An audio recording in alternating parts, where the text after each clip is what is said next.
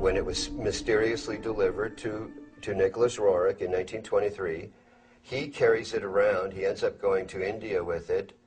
By 1929, he's had this huge building, a 29-story Art Deco building built for him in New York City by Louis Horch, an investment banker, with a cornerstone prepared to have this sacred casket bearing the stone and other artifacts sent from India, because he's now taking it in 1923 from Paris to India, and placed in the cornerstone for posterity.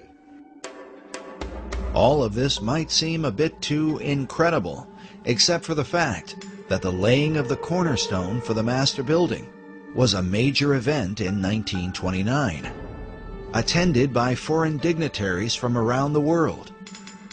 From Spain, France, Poland, Australia, Romania, and a host of other countries. Why would they all turn out for this event? This 1929 event is very important. Albert Einstein sent a tribute, which I have a copy of, to the construction of the building, to the meaning of Nicholas Roerich, who he was, what he was doing for humanity, and why the laying of this cornerstone was so important. Rabindranath Tagore, many luminaries and notables, government officials and the like, including Henry Wallace, who became FDR's vice president, first Secretary of Agriculture and then vice president in the next decade. And that becomes very intriguing, what all the connectedness is in terms of FDR, Freemasonry, and the stone.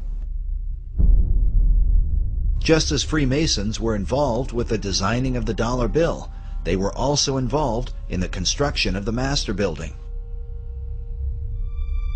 As noted earlier, the master building was financed by Louis Horch, who was appointed to a number of government offices during FDR's administration. In fact, he was placed in charge of the Department of Commerce by his fellow Freemason and Roerich disciple, Henry Wallace. As we have seen, Wallace, in his letters, shared a fascination with the Stone of Destiny. And so the stone today is in this building?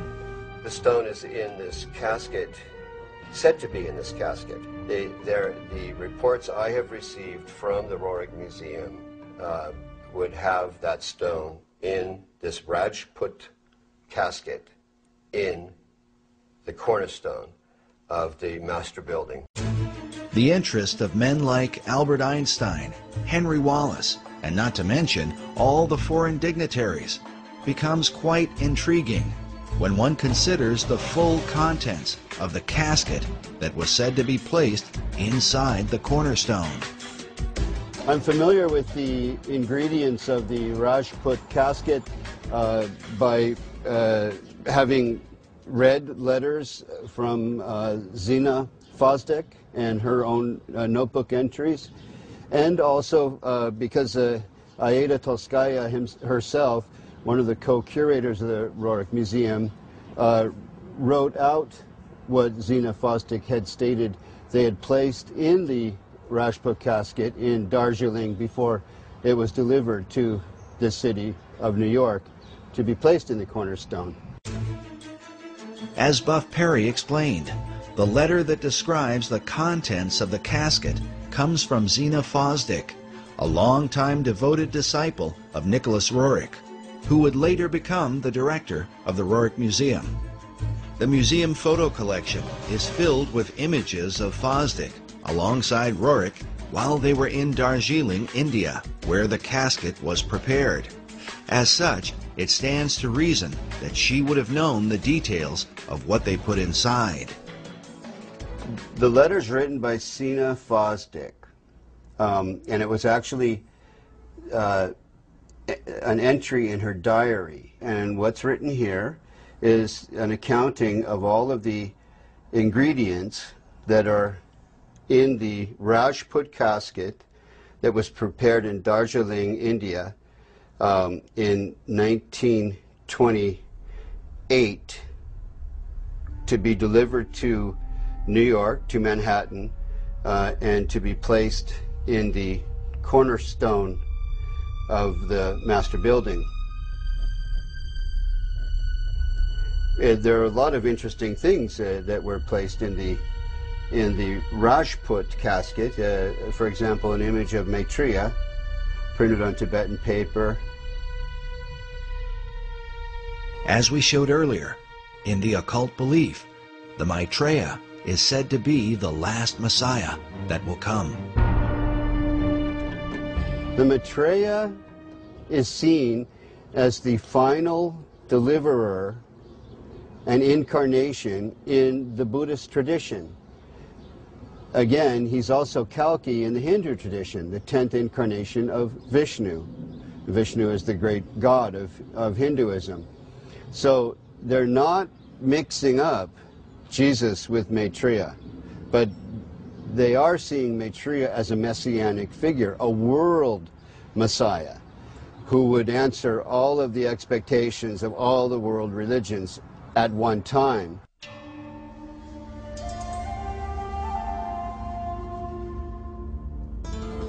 The reason Roerich would not mix up Jesus with Maitreya is because of the New Age belief that Maitreya is the true Christ, while Jesus was only his disciple. This is also the teaching of Scottish mystic Benjamin Creme. Maitreya embodies what we call the Christ principle, the Christ consciousness. And 2,000 years ago, he overshadowed his disciple, Jesus. Jesus was not the Christ, except for 3 years. Over these 3 years, from the baptism to the crucifixion, Jesus was overshadowed by Maitreya. And when he spoke, sometimes it was Maitreya speaking, sometimes it was Jesus. We featured Creme in our last documentary, Riddles in Stone. He is the founder of Share International and has been declaring for more than 30 years that Maitreya would be arriving soon. Maitreya is standing by, ready to come into the world at any moment. When we spoke with Creme in 2006, he had just come from speaking to the United Nations. While I was in New York, I gave a talk at the United Nations, and there was a large group of New York theosophists. A certain number from outside the United Nations were allowed to come to the talk, and they were very responsive, very responsive. These theosophists are modern members of the Theosophical Society, of which both Nicholas Roerich and Henry Wallace were members.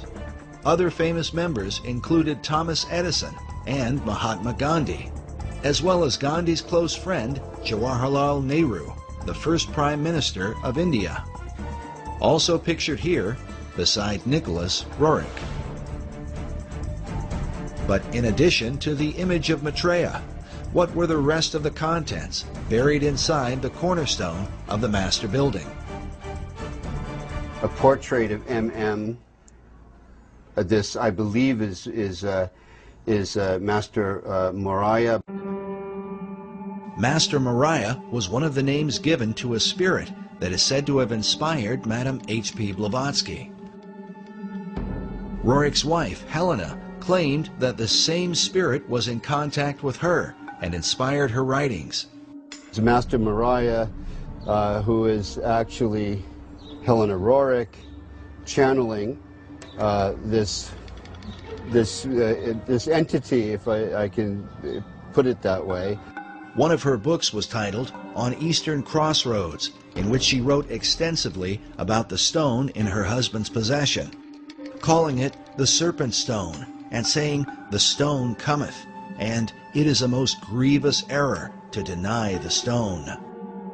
In fact, the quote from one of Henry Wallace's guru letters about the new country that goes forth and the admonition to await the stone comes directly from this book.